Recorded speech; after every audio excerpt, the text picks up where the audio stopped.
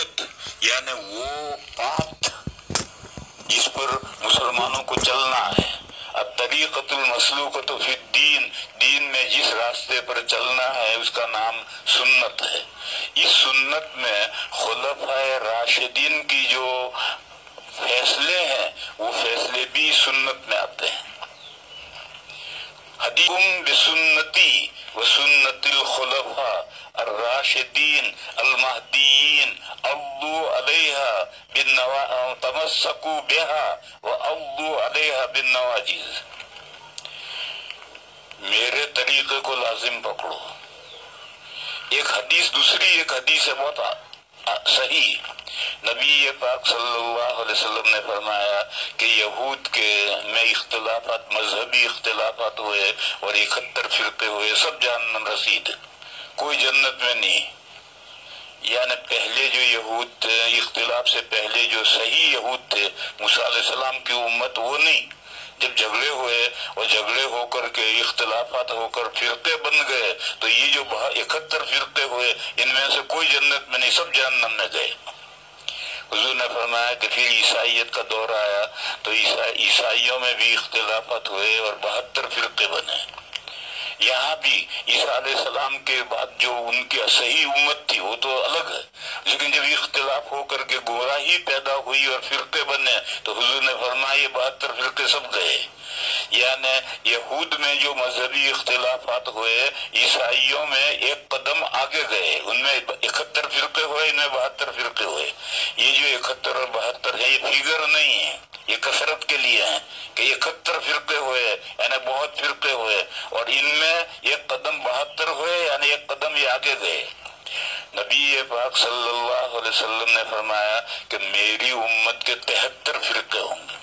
यानी मजहबी इख्तिलाफात मेरी उम्मत में ईसाइयों से भी ज्यादा होगा, एक कदम और आगे बढ़ेंगे।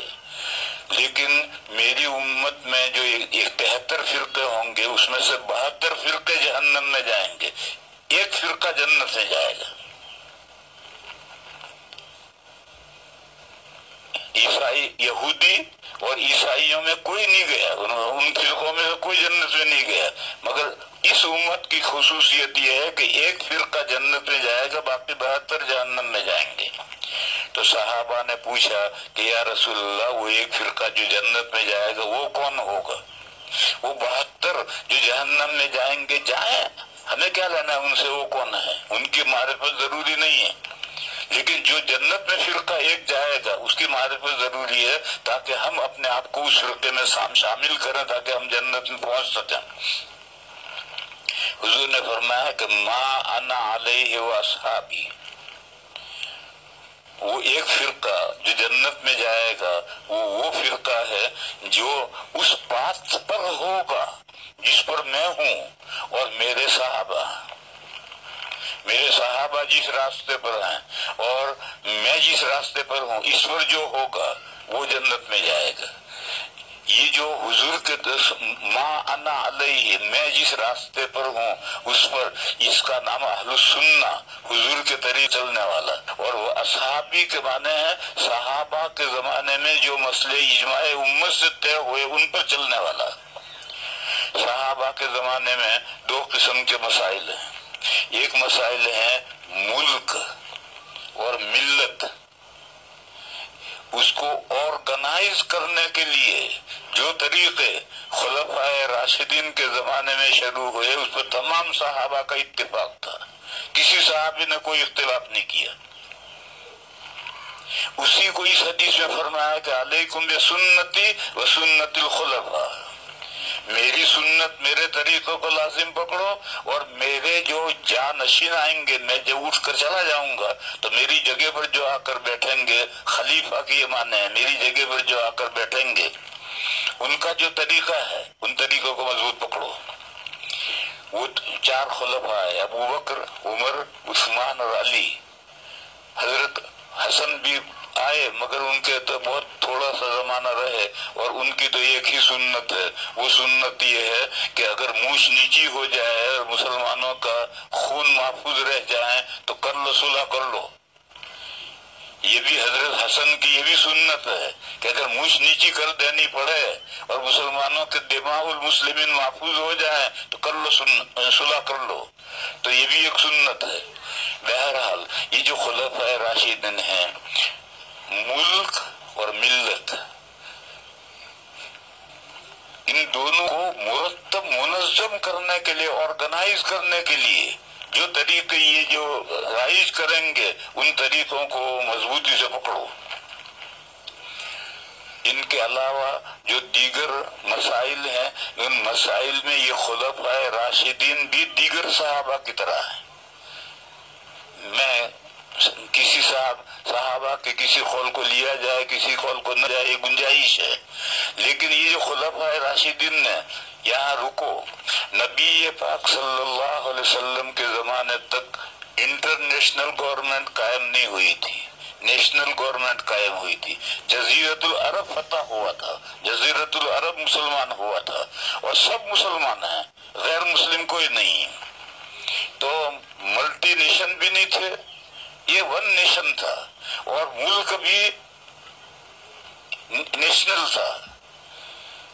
انٹرنیشنل گورنمنٹ خلفائے راشدین کے زمانے میں قائم ہوئی، جب ایران فتح ہوا، روم فتح ہوا، مصر فتح ہوا، اور اسلامی حکومت میں غیر مسلم بھی بسے، شہری بنے، تو اب پبلک بھی بہت بڑی ہوگی، ملٹی نیشن گورنمنٹ ہو گئی، اور مختلف قومیں ہوئی، اب اس مسلمان بھی بہت ہو گئے، تو اب مسلمانوں کو منظم کرنے کے لیے اور پورے ملک کو جو مختلف مذاہب کے ماننے والے ہیں ان کو منظم کرنے کے لیے جو طریقے خلفائے راشدین نے شروع کیے ہیں ان کو مضبوطی سے پکڑو۔ بہرحال یہ چار خلفاء ہیں، ان کی ہر رائے لینا ضروری نہیں ہے، دوسرے صحابہ کی رائے لے سکتے ہیں۔ مثلا میں مثال دوں، حضرت عمر رضی اللہ تعالیٰ عنہ نے ممبر پر سے یہ مسئلہ بیان کیا ہے کہ مثلا قرآن کریم میں جو سجود تلاوت ہیں یہ ضروری نہیں ہے، یہ سنت ہے، مستحب ہے، ہم چاہے کریں یا چاہے نہ کریں۔ حضرت امام مالک علیہ الرحمہ نے فرمایا کہ حضرت عمر کی یہ ایسی رائے تھی جس کی کسی نے موافقت نہیں کی، دوسرے تمام صحابہ کی دوسری رائے تھی۔ حضرت علی اور حضرت ابن عباس کی رائے یہ تھی کہ قرآن کریم میں 6 سجدے دعائی میں پکے ہیں، ان پر واجب ہیں اور باقی مستحب ہیں، اور دیگر صحابہ کی رائے تھی کہ نہیں سارے سجدے تلاوت ضروری ہے۔ میں تو یہ مثال دے رہا ہوں کہ اس قسم کے مسائل میں جو خلفائے راشدین کی رائے ہیں وہ لینی ضروری نہیں ہے۔ بس دو معاملے، ملک اور ملت، ان دونوں کو آرگنائز کرنے کے لیے جو طریقے ان خلفائے راشدین نے جاری کیے ہیں ان کو لینا ضروری ہے۔ نبی پاک صلی اللہ علیہ وسلم نے یہی فرمایا کہ علیکم بسنتی، میری سنت تم لازم پکڑو، وہ سنت الخلفاء، میرے جانشین جو آئیں گے ان کی سنت۔ خلیفہ کس کو کہتے ہیں اور بادشاہ کس کو کہتے ہیں؟ ملک، بادشاہ اور خلیفہ، ان میں کیا فرق ہے؟ کہتے ہیں کہ حضرت علی کے بعد، حضرت حسن کے بعد پھر آگے جو حکومت چلی تو وہ ملوکیت تھی، خلافت یہیں تک تھی، تو خلافت میں اور ملوکیت میں کیا فرق ہے؟ وہ فرق میں بتاؤں۔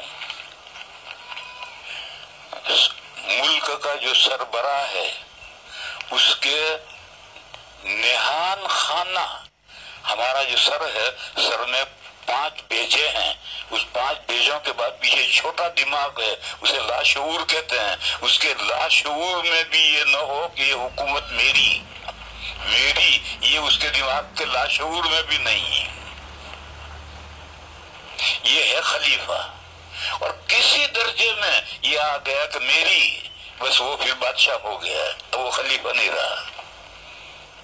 جو خلیفہ میں اور بادشاہ میں یہی فرق ہے۔ آپ چاروں خلفاء، 5 خلفاء کو دیکھ لو، حضرت ابوبکر صدیق، ان کی زندگی سب کے سامنے ہے۔ جب وہ خلیفہ بنائے گئے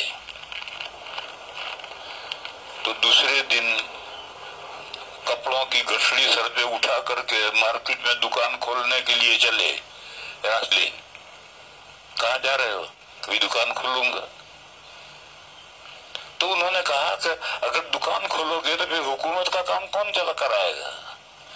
तो उन्होंने छूटते ही ये कहा कि उमर फिर मेरे बच्चे क्या खाएंगे? देखो, सबसे बड़ा मुतवक्किल सिद्दीक अकबर हैं। उन्होंने कहा अब उमर मैं दुकान नहीं करूंगा तो मेरे बच्चे क्या खाएंगे? तो हजरत उमर ने कहा कि इसको हम सोचेंगे, बाकी अब आप दुकान नहीं करेंगे। फिर वापस आए और हजरत उमर ने बड़े अकाबिर सहाबा को इकट्ठा किया और ये तय हुआ कि भाई हजरत अबू बकर जब खलीफा बने हैं और हुकूमत का काम करेंगे तो अब उनके खर्चा हुकूमत के जिम्मे। तो हजरत से पूछा कि आपका कितना खर्चा है? तो उन्होंने घर वालों से पूछा कि हमारा महीने का इतना खर्चा है, तो उतनी हजरत की तनख्वाह होगी। एक मरतबा खाने पर दस्तरखान में मीठा आया तो हजरत ने घर वालों से पूछा कि भाई ये मीठा कहाँ से आया? तो उन्होंने कहा कि हमने रोज के आटे में से मुट्ठी मुट्ठी आटा बचाते रहे, अब वो इतना बचा कि हम बेच करके हमने ये बचाया। तो हजरत ने फौरन पर्चा लिखा बैतुल माल को कि मेरी तनख्वाह में से इतना कम कर दिया जाए। हजरत फारूक आजम रज़ियल्लाहु ताला अन्हु जब उनको हुआ आखिर में खंजर मारा गया और उन्होंने अगले खलीफा के लिए 6 आदमियों की कमेटी बनाई, तो उन 6 आदमियों में अपने बेटे इब्न उमर को रखा और ये कहा कि इब्न उमर इस कमेटी में रहेंगे मगर खिलाफत इनको नहीं मिलेगी। और ये कहा कि उमर ने ये मुसीबत भुगती है, यही बहुत है, अब मेरी औलाद में से कोई भुगते क्यों भुगते। यही हाल हजरत अली करमल्लाहु ताला अन्हु कूफे में थे। एक आदमी आया कहीं से हजरत से मिलने के लिए, मस्जिद में गया, जाकर उसने नमाज पढ़ी, फिर ढूंढता ढूंढता हजरत के घर पहुंचा। तो घर वालों ने कहा कि मुझे हजरत से मिलना, हजरत अली से मिलना है। तो घर वालों ने कहा कि हजरत अली मस्जिद में है। उसने कहा कि मैं मस्जिद में से होकर आया हूँ, मस्जिद में कोई नहीं है, एक फकीर बैठा हुआ सूखी रोटी खा रहा है और कोई नहीं है। तो घर वालों ने कहा वही अमीरुल मोमिनीन है। और हजरत मुआविया के साथ जब जंगें हो रही थी तो हजरत मुआविया के साथ जो लड़ते थे वो नमाज पढ़ने के लिए हजरत अली के पीछे आते थे और हजरत अली के पीछे जो हजरत अली के साथ जो थे वो खाना खाने के लिए हजरत मुआविया के यहाँ जाते थे। वहाँ खाना में दस्तरखान शानदार था, गोया वो अमीरुल मोमिनीन है और दस्तरखान इतना फीका दस्तरखान है कि यहाँ के खाना खाने के लिए हजरत मुआविया के जाते हैं। और उनके शानदार क्यों है? मेरी हुकूमत है, जो चाहूँ खिलाऊं। बस इतनी मिसालें काफी हैं। खलीफा फर्क ये है कि जहन के जो छोटा दिमाग आखिर में है, दिमाग के किसी खाने में ये बात नहीं है कि हुकूमत मेरी, मैं मालिक, तो वो खलीफा है। और वो खलीफा मुत्तसिल होना जरूरी नहीं है। 100 साल पर हजरत उमर इब्न अब्दुल अजीज है, उनको सबने खलीफा तस्लीम किया है, वो खलीफा बनाए गए। उनके निकाह में उनसे पहले अब्दुल मलिक इब्न मरवान गुजरा था, उनकी बेटी निकाह में थी और पता नहीं दुनिया भर के जेवर उसने भी अपनी बेटी को दे रखे थे। तो मस्जिद में खिलाफत में बैत हुई, घर आए और घर आकर बीवी को बिठाया और कहा देखो अगर उमर के साथ रहना है तो ये तमाम जेवर बैतुल माल के हैं, दाखिल करो, और अगर तुम्हें जेवर चाहिए तो फिर मुझसे तलाक ले लो। वो अल्लाह की नेक बंदी थी, उसने कहा मुझे क्या करना है जेवर, उसने सारे जेवर हुकूमत को वापस कर दिए।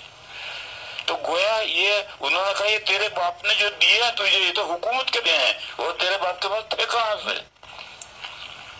हजरत उसके बाद बहुत लंबा जमाना गुजरने के बाद में हमारे हिंदुस्तान के आलमगीर रहमतुल्लाह अलैह हैं, उन्होंने इस मुत्तहिदा हिंदुस्तान पर, जिस हिंदुस्तान के अब 6 मुल्क बन गए हैं, इंडिया, पाकिस्तान, अफगानिस्तान, बांग्लादेश, नेपाल और बर्मा, 6 मुल्क बन गए हैं। इस पूरे मुत्तहिदा मुल्क पर 56 साल हुकूमत की है। इस 56 साल में हुकूमत से उन्होंने एक पैसा भी नहीं लिया है और खुद कुरान लिखते थे بہت کاتب تھے، بڑا شاندار قرآن لکھتے تھے، ان کے ہاتھ کا لکھا ہوا ایک پارہ دارالعلوم دیوبند میں ہے، اور جب قرآن مکمل ہوتا تھا تو پھر وہ بیچتے تھے، اس کا جو ہدیہ آتا تھا اس سے ان کا گھر کا خرچ چلتا تھا، حکومت سے ایک پیسہ بھی نہیں لیتے تھے۔ یہ میں نے ایک دو مثالیں دی عمر ابن عبدالعزیز کی، عالمگیر رحمت اللہ علیہ کی، اس کے علاوہ پتہ نہیں کون کون بندے گزرے ہیں۔ بہرحال جس شخص کے ذہن کے کسی گوشے میں یہ بات نہیں ہے کہ حکومت میری، مجھے چاہوں کروں، وہ خلیفہ ہے، اور جس کے ذہن میں کسی درجے میں چاہے معمولی سے معمولی درجے میں یہ بات آ گئی تو اب وہ خلیفہ نہیں رہا، وہ بادشاہ کہلائے گا۔ پھر بادشاہوں کے بھی درجے ہوں گے، معمولی بادشاہ انصاف پرور بادشاہ ہوتا ہے، پھر اس کے بعد میں کاٹ کھانے والا کٹ کھانا بادشاہ ہوتا ہے، اس کی طرح طرح کے درجے ہوتے ہیں۔ بہرحال میں یہ کہہ رہا تھا کہ حضرت حضور پاک صلی اللہ علیہ وسلم کے زمانے میں نیشنل گورنمنٹ قائم ہوئی تھی، انٹرنیشنل نہیں آئی تھی، اور جب تک کوئی مسئلہ پیش نہ آئے وہاں تک میں اس کے احکام بیان کیے جائے تو پھر اس کو صحابہ کیسے یاد کریں گے؟ جیسے آج کل کلونک ہے، ایک انسان میں سے ویسا ہی دوسرا انسان بنانا، یہ قرآن و حدیثوں میں مسئلہ نہیں ہے، کیونکہ اگر حضوری سے مسئلے کو بیان کریں گے تو صحابہ سمجھیں گے نہیں، تو سمجھے بغیر کیسے یاد کریں گے؟ تو وقت آئے گا، اس وقت میں وقت کے مجتہدین قرآن و حدیث میں سے وہ مسائل بیان کریں گے۔ تو اسی طرح سے جب نیشنل گورنمنٹ ہے تو نیشنل گورنمنٹ کے احکام حضور نے بیان کیے، انٹرنیشنل کے نہیں بیان کیے، اس کو خلفائے راشدین کے حوالے کیا کہ میرے طریقے کو لازم پکڑیو، اور جو میرے قائم مقام آئیں گے ان کے طریقے کو لازم پکڑیو۔ پھر سوال آیا کہ اللہ کے رسول تو اللہ کے رسول ہیں، اللہ کے نمائندے ہیں، ہر سے وما ينطق عن الهوى ان هو الا وحی یوحی، لیکن یہ جو چار خلیفہ آئیں گے یہ تھوڑے نبی ہیں، ان کے بعد تھوڑی وحی آتی ہے، پھر ان کے طریقوں کو کیوں لازم پکڑیں؟ غیر مقلدین یہی کہتے ہیں کہ یہ خلفائے راشدین جو ہیں یہ تھوڑے نبی ہیں، ان کے بعد تھوڑی وحی آتی ہے، حضور کے طریقے کو تو لازم پکڑنا ضروری ہے۔ اسی لیے وہ قرآن اور حدیث، ایک فرقہ ہے اہل قرآن، بس وہ قرآن کو مانتا ہے، حدیث نہیں مانتا، وہ یہ کہتا ہے کہ نہیں قرآن اور حدیث، ہم اہل حدیث ہیں، اہل حدیث سے نیچے نہیں۔ تو وہ یہ کہتے ہیں کہ ان خلفاء راشدین پر تھوڑی وحی آتی ہے، تو اس کا جواب حدیث میں ہے، حضور نے دو سندیں دی ہیں، الراشد کہ معنی راہ یاب، اور مہدی کے معنی وہ ہدایت معاب، جس کی گھٹی میں ہدایت پڑی ہوئی ہے۔ یہ حضور نے دو سندیں دی۔ دیکھو یہی جو ہم چار ائمہ کو مانتے ہیں یا ان کے علاوہ جو معتبر مجتہدین ہیں ان کو جو ہم مانتے ہیں تو من حیث ہوا انسان ہونے کی حیثیت سے نہیں مانتے، ہم ان کو اللہ کے دین کا ماہر مانتے ہیں کہ دین کے قرآن و حدیث کے سب سے زیادہ جاننے والے ہیں، اور وہ جو بات کہتے ہیں قرآن و حدیث کو میں سے نکال کر کہتے ہیں۔ تو اسی طرح سے یہ راہ یاب ہیں، جو یہ یہاں لے جائیں گے وہ سیدھے راستے پر ہی لے جائیں گے، اور ان کے گھٹی میں ہدایت پڑی ہوئی ہے، لہذا جو بات کہیں گے وہ ہدایت ہی کی ہوگی۔ پھر فرمایا کہ تمسکو بیہا مفرد کی ضمیر آئی، بیہی ماں نہیں آیا، یعنی حضور کی سنت اور خلفاء راشدین سنت دونوں سنتوں کو مضبوط پکڑو، نہیں بیہا۔ اور عربی کا قاعدہ ہے کہ ضمیر اقرب قریب کا مرجع ہوتا ہے، اور قریب خلفاء راشدین کی سنت ہے۔ تمسکو بیہا، خلفاء راشدین کی سنت کو مضبوط پکڑو۔ ایک مضبوط پکڑنا تو ہے ہاتھوں سے، اور ایک مضبوط پکڑنا ہے دانتوں سے، اور ایک مضبوط پکڑنا ہے داڑھوں سے۔ تو فرمایا عضو علیہا بالنواجذ، داڑھوں سے مضبوط پکڑو، چھوٹنا نہیں چاہیے، چاہے خون ہو جاؤ مگر وہ چھوٹنا نہیں چاہیے۔ یہ قصہ یاد آیا، ایک جگہ پر ایک خرگوش اور خرگوشنی رہتے تھے، اور دونوں مل کر کے محنت کر کے اپنا بل بناتے تھے، گھر بناتے تھے۔ اس راستے پر ہاتھی پانی پینے کے لیے جاتا تھا، تو وہ ہاتھی ان کے بل پر پیر رکھتا تھا تو سب ٹوٹ جاتا تھا۔ روز یہ چکر تھا، 24 گھنٹے بیچارے محنت کرتے تھے، ہاتھی پیر رکھ کے توڑ دیتا تھا۔ تو خرگوشنی نے خرگوش سے کہا تم کیسے مرد ہو، یہ روز ہمارا گھر خراب کر دیتا ہے، تم اپنے گھر کی حفاظت نہیں کر سکتے دشمن سے؟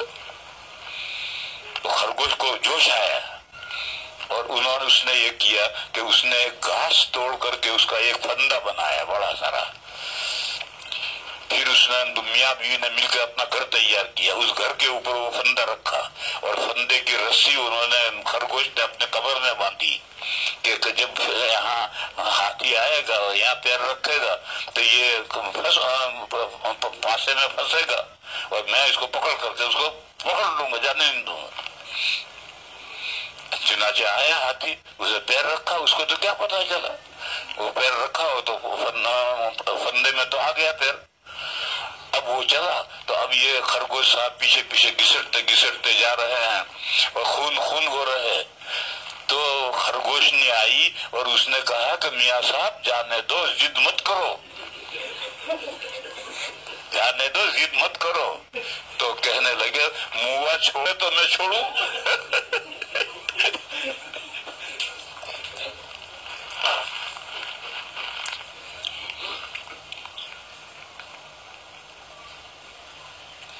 تو میرے بھائیوں، اس کی گھٹی میں ہدایت پڑی ہوئی ہے اور کسی چیز کو ڈاڑوں سے مضبوط پکڑ رکھا ہے تو وہ گھسٹتا چاہے خون ہو جائے، وہ گھسٹتا اس کے پیچھے جائے گا۔ لہذا خلفائے راشدین کی سنتوں کو نہیں پکڑ، عبدو علیہا بالنواجذ۔ اس لیے ہم ہیں اہل السنہ والجماعہ، نبی پاک صلی اللہ علیہ وسلم کے طریقے پر عمل کرنے والے، اور یہ خلفائے راشدین کے جو طریقے تھے ان دو سلسلے میں، اور باقی سلسلے میں خلفائے راشدین بھی دیگر صحابہ کی طرح سے امت کے مجتہد ہیں، اور بات کے مجتہد کو حق ہے کہ ان کا قول لے یا نہ لے، لیکن ان دو معاملوں میں ان کا قول لینا ہے۔ یہ پچھلی بات پر جو میں نے بیان کیا تھا کہ ملت کو آرگنائز کرنے کے لیے، اور اس کی بہت مثالیں ہیں، یہ جو تراویح 20 رکعت حضرت عمر نے شروع کی ہے، یہ ملت کو آرگنائز کیا ہے۔ لوگوں میں طلاق دینے میں بے راہ روی شروع ہوئی تو انہوں نے ایک ساتھ دی ہوئی 3 طلاقوں کو 3 قرار دیا، یہ ملت کو آرگنائز کیا۔ اسی طرح سے حضرت ابوبکر کی بھی سنت ہے، حضرت عثمان کی بھی سنت ہے۔ حضرت عثمان نے جب شہر مدینہ بڑھ گیا تو ایک اذان کو، جو حضور کے زمانے سے ایک اذان 2 مقصد کے لیے ہوتی تھی، دور باہر والوں کو اطلاع دینا کہ آؤ، اور اندر والوں کو اطلاع دینا کہ نمازیں بند کرو، یہ خطیب صاحب آ گئے ہیں۔ ان 2 مقصدوں کو الگ کیا اور دونوں کے لیے اذانیں الگ الگ کر دی۔ جو باہر والوں کو بلانے کے لیے تھی وہ مسجد کے دروازے کے بجائے زہرہ مقام پر اوپر سے اونچائی سے دی جانے لگی، اور دوسری اذان جو مسجد کو اطلاع کرنے کے لیے تھی وہ مسجد کے اندر لے لی۔ کرم اللہ تعالی وجہہ نے بھی ایسی سنت ملت کو منتظم کیا۔ سب سے پہلی جنگ ہوئی جنگ جمل، اس میں حضرت علی کا لشکر کامیاب ہوا، حضرت عائشہ اور حضرت طلحہ اور حضرت زبیر کا لشکر ہارا، تو قیدی بھی پکڑے گئے، حضرت عائشہ بھی قید میں آئی اور مال غنیمت میں بھی آیا۔ تو حضرت علی کی فوج نے کہا کہ مال غنیمت تقسیم کرو، تو حضرت علی نے تقریر کی کہ مال غنیمت تقسیم ہوگا تو جو قیدی ہے وہ بھی غلام بندی بنائے جائیں گے۔ تو میں دیکھنا چاہتا ہوں تم میں سے کون منحوس ہے جو حضرت عائشہ کو اپنی باندی بنائے گا۔ تو سارا مجمع لرز گیا اور طے ہو گیا کہ مسلمان لڑیں گے تو ایک جیتے گا اور ایک ہارے گا، تو جو ہارا اس کا مال غنیمت نہیں ہوگا، اس کے قیدی غلام بندی نہیں بنائے جائیں گے۔ حضرت علی نے سب کو چھوڑ دیا قیدیوں کو، حضرت عائشہ کو اعزاز کے ساتھ مدینہ بھیج دیا، اور جتنے جو کوئی مال آیا تھا جو شہید ہوئے تھے ان کے ورثاء کو پہنچا دیا۔ پھر حضرت علی اور حضرت معاویہ کے درمیان میں لڑائی ہوئی، ادھر بھی لوگ شہید ہوئے ادھر بھی شہید ہوئے۔ تو حضرت علی سے پوچھا کسی نے کہ یہ جو دونوں طرف آدمی مارے جا رہے ہیں ان کا کیا انجام ہوگا؟ تو فرمایا قتلانا و قتلاہم فی الجنہ، ہماری طرف جو مارے جا رہے ہیں وہ بھی اور ان کی طرف جو مارے جا رہے ہیں وہ بھی سب جنت میں جائیں گے۔ اب یہ مسائل حضرت علی ہی طے کر سکتے تھے، بعد میں نہیں طے ہو سکتے تھے۔ اور یوں جو رائے مسائل اجتہادیہ میں رائے مختلف ہوتی ہیں، وہ رائے تو ان چاروں خلفاء کی رائے بھی مختلف ہوتی ہے، کوئی لیتا ہے کوئی نہیں لیتا ہے، لیکن جو ملک اور ملت کی تنظیم سے جن کا تعلق ہے اس کا لینا ضروری ہے۔ جو لوگ اس کو نہیں لیتے ہیں وہ گمراہ لوگ ہیں۔ یہ تو وہ مسئلہ تھا کل جو تھا اس کا میں نے ذکر کیا تھا۔ اب میں آگے بڑھتا ہوں۔ کیا قرآن مجید کو کسی بیٹھنے کی جگہ جیسے گدا، دیکھو یا تکیہ، ہمارے یہاں تو ایک ہی تکیہ ہوتا ہے جس میں ہم سر رکھ کر سوتے ہیں، لیکن عربوں کے یہاں دو تکیے ہوتے تھے۔ ایک سر کے نیچے رکھنے کا جس میں سر رکھ کر سوتے تھے اسے کہتے تھے مخدہ، خدن کے معنی رخسار، اسے مخدہ کہتے تھے۔ اور ایک تکیہ ہوتا تھا اس میں بیٹھتے تھے، اس کو گدا کہتے تھے، اس کو عربی میں وسادہ کہتے تھے۔ تو ہمارے یہ جو گدا ہے جس پر ہم لیٹتے ہیں بیٹھتے ہیں، اس کو لے لو۔ تو کسی بیٹھنے کی جگہ جیسے گدا یا تکیہ، یہ تکیہ بیٹھنے کی جگہ نہیں ہے، یہ تکیہ تو سر رکھ کر کے اس پر سر رکھنے کی جگہ ہے، اور بیٹھنے کی جگہ گدا جو ہے بیٹھنے کی جگہ ہے، اور عربی میں گدے کو وسادہ کہتے تھے۔ تو وغیرہ رکھنا یا تکیہ وغیرہ پر رکھنا خلاف ادب ہے۔ تکیے پر ہم قرآن شریف رکھتے ہیں، گدے پر ہم قرآن شریف رکھتے ہیں، تو یہ خلاف ادب ہے۔ چونکہ خود حضور سے تورات کو گدے پر رکھنا ثابت ہے، یہ پتہ نہیں کہاں سے لایا ہے، میرے علم میں ایسی کوئی روایت نہیں ہے۔ تورات لکھا ہے کیونکہ خود حضور سے تو رات کو، یہ تو جملہ بنتا ہی نہیں، تورات کو گدے پر رکھنا ثابت ہے، ایسی کوئی روایت میرے علم میں نہیں ہے، کیونکہ تورات سے حضور کو کیا لینا ہے، اور گدے پر رکھنے کا کوئی مطلب ہی نہیں۔ اب اس کے بعد مسئلہ سمجھو، دیکھو آداب، ادب کسے کہتے ہیں؟ مشکاۃ شریف میں یہاں کتاب الادب شروع ہو رہی ہے، وہاں حاشیے میں ادب کی تعریف لکھی ہے، ما یحمد فعلہ ولا یذم ترکہ۔ ادب وہ کام ہے کہ کرو تو واہ ہوا، نہ کرو کوئی بات نہیں، اس کا نام ادب ہے۔ ما یحمد فعلہ، جس کا کرنا تعریف کیا جائے، ولا یذم ترکہ، اور اس کا نہ کرنا برائی نہ کیا جائے، یعنی کرو تو واہ ہوا، نہ کرو تو کوئی بات نہیں۔ جیسے ایک ادب ہے کہ آپ وضو کریں تو اونچی جگہ پر بیٹھ کر وضو کریں تاکہ پانی کے جو گرے تو کپڑوں پر چھینکے ہوا، اور نہ کریں تو کوئی بات نہیں۔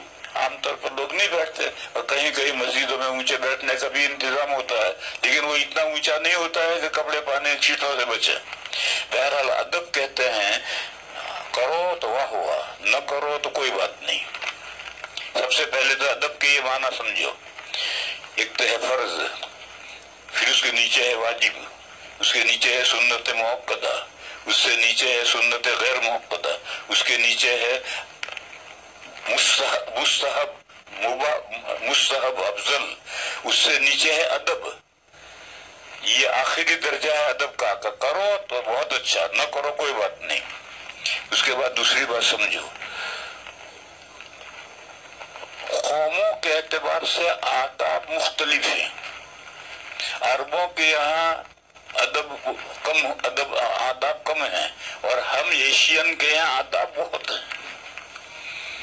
میں مثال دوں، میں پہلے رامدر میں دارالعلوم اشرفیہ میں پڑھاتا تھا، اس کے شیخ الحدیث سے حضرت مولانا اجمیری صاحب رحمۃ اللہ علیہ، بہت اچھے آدمی تھے، اللہ کے نیک بندے تھے۔ انہوں نے مجھے قصہ سنایا ہے، وہ حج میں گئے تھے، انہوں نے کہا کہ میں حرم شریف میں بیٹھا ہوا تھا تو میرے پاس میں ایک عرب آیا، اس نے ریک میں سے قرآن لیا اور قرآن لے کر پڑھا، اور اس نے آگے چپل رکھ رکھے تھے تو پڑھا، اور پڑھ کر کے جب فارغ ہوا تو قرآن بند کر کے چپلوں پر رکھ دیا۔ اب ہمارے نزدیک تو اگر چپل پر جوتے پر قرآن شریف رکھ دے تو کافر ہو جائے، اس نے رکھ دی۔ تو کہا مجھے بڑی حیرت ہوئی، میں نے اس سے کہا کہ تو نے کیا کیا؟ تو اس نے مجھ سے کہا نجس ہو، کیا یہ چپل ناپاک ہے؟ اب ناپاک تو کہہ نہیں سکتے، ناپاک ہے تو مسجد میں کیوں لائے، اور پاک ہے تو پاک چیز پر قرآن رکھ دیا تو کیا برا ہوا؟ تو اسے فوراً سوال کیا کہ نجس ہوا؟ کوئی جواب نہیں دے سکے کہ میں اٹھا، میں نے وہاں سے اٹھا کر ریک میں رکھا، اس کے نزدیک تو کوئی بات نہیں ہے، اسے چپل پر قرآن رکھ دیا، وہ پاک ہے، پاک چیز پر پاک چیز رکھ دیا۔ یہ حضرت مولانا اجمیری صاحب نے مجھے قصہ سنایا تھا، اور یہ تو میری آنکھوں کا دیکھا ہوا مشاہدہ ہے۔ مکہ مکرمہ میں بیت اللہ شریف کے پاس گول سب بنتی ہے اور بیچ میں طواف چلتا رہتا ہے، تو جو اللہ کے نیک بندے ہیں، بوڑھے آدمی، وہ آتے ہیں جلدی سے، آ کر پہلی سب میں جگہ پالے پکڑ لیتے ہیں، اور وہ بیت اللہ کی طرف دونوں ٹانگیں لمبی کر کے بڈھا بیٹھا بیٹھا تسبیح پڑھتا ہے۔ ایک نہیں کتنے ہی آدمی اسی طرح سے بیت اللہ کی ٹانگیں لمبی کر کے تسبیح پڑھتے رہتے ہیں، اور ہمارے یہاں کہتے ہیں، یہاں سے بھی کہتے ہیں کہ بیت اللہ، ارے بیت اللہ پیر لمبے کر رہا ہے، وہ تو وہاں بیت اللہ کے سامنے بیٹھا ہوا پہلی سب۔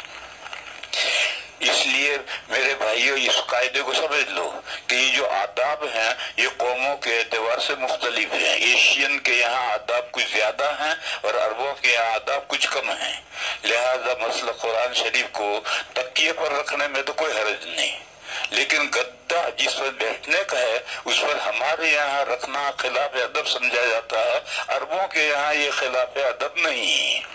یہ قوموں کے اختلاف سے یہ سب مسائل مختلف ہوتے ہیں۔ دوران حدیث آپ نے یہ مسئلہ بیان کیا تھا کہ اب افطاری کا وقت ہونے سے پہلے، افطاری کا وقت ہونے سے پہلے غروب آفتاب کے وقت دعا نہیں چاہیے، بلکہ افطاری کا وقت ہو جائے اس وقت دعا مانگنی چاہیے، اور اس لیے اور اس وقت کوئی دعا نہیں مانگتا، لوگ دعا نہیں مانگتے، لہذا اس سلسلے میں یہ میں نے بخاری شریف کے سبق میں یہ بات بیان کی ہے کہ 15-20 منٹ پہلے دسترخوان بھی جاتا ہے اور اس پر کھانا چن دیا جاتا ہے، اور لوگ آ کر کے بیٹھ جاتے ہیں، گھروں میں بھی بیٹھ جاتے ہیں اور خانقاہوں میں بیٹھ جاتے ہیں، اور بیٹھتے ہی لوگ بیٹھے دعائیں شروع کرتے ہیں، بلکہ بہت سی جگہ تو اجتماعی دعا ہوتی ہے، اس وقت میں اجتماعی دعا کا کوئی ثبوت نہیں، دعا کرتے رہتے ہیں۔ یہ وہ سورج کے غروب ہونے کا وقت ہے، پھر جب دعا سے کر کے فارغ ہو جاتا ہے پھر بیٹھ کر کے گپ کرتے باتیں کرتے ہیں، اور پھر جب گھنٹی بجتی ہے اذان ہوتی ہے تو وہ کھجور اٹھا کر منہ میں، ارے یہ افطار کا وقت ہے، جو تو کھجور اٹھا کر منہ میں رکھ رہا ہے یہ افطار کا وقت ہے، اب کر دعا۔ جو قبولیت دعا کا وقت ہے وہ تو جب آپ کوئی بھی چیز پانی پی رہے ہیں یا کوئی چیز اٹھا کر کھا رہے ہیں، یہ افطار کا وقت ہے، روزہ کھلنے کا یہ وقت ہے، یہ قبولیت دعا کا وقت ہے۔ اس وقت دعا کر، چاہے اللہم اغفر لی کہ اے اللہ میری بخشش فرما، بھئی اتنا ہی کہہ لے، یا یہی کہہ لے کہ یا اللہ یہ کورونا بیماری کے جو آفت بلا چلی ہوئی اس سے میری حفاظت فرما، یہی کہہ کر پھر جو منہ میں رکھ، اور اس سے پہلے تو نے جو دعائیں مانگ رکھی تھی سورج غروب ہونے کے وقت میں، وہ تو افطار کا وقت نہیں ہے۔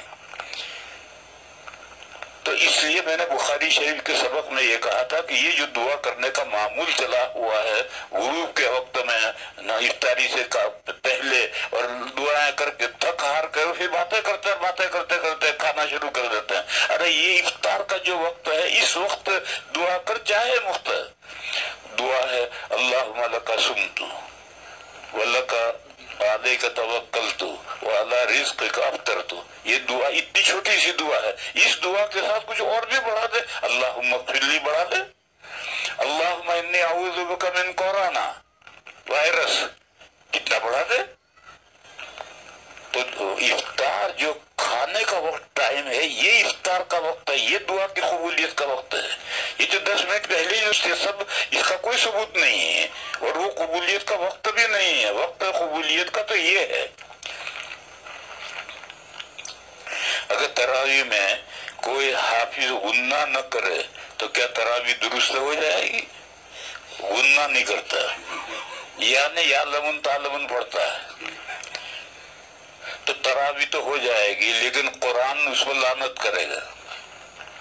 हदीस शरीफ में है कि बाद लोग कुरान इस तरीके पर पढ़ते हैं कि कुरान करीम उस पर लानत करता है। तो ये जो आजकल तरावी में लोग पढ़ते हैं कि पीछे कुछ पता नहीं चलता कि क्या पढ़ा उसने, या लमुन तालमुन ही सुन्नत में आता है, वो ना क्या, वो तो सिफात लाजिमा में से भी कोई सिफत अदा नहीं करता।